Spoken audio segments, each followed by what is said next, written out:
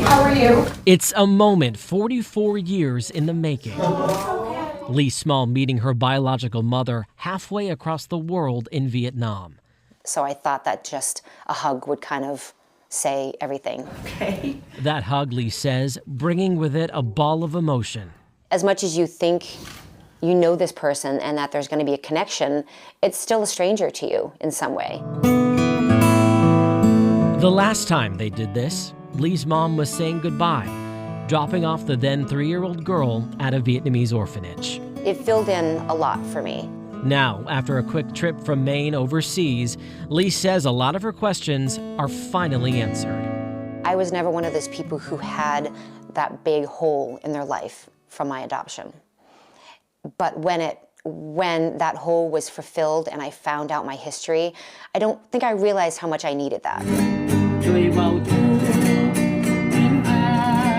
Serenaded with music and food, Lee and her family went looking for her roots, their roots. Her 3 children learning about their culture too. Her dozens and dozens of relatives meeting them all for the first time. Finally, I came home to them. Lee's mom taking her to places where they shared their short time together, trying to stir up any memories. I think she wanted to prove to me that when I was there, she loved me, and she wanted to make sure that I knew those 3 years she had me, she gave me everything she could. And what it meant to the woman who had desperately regretted that decision to give her up decades ago. I felt like it was for her, and I wanted to give her that moment that she had built up in her mind for so long.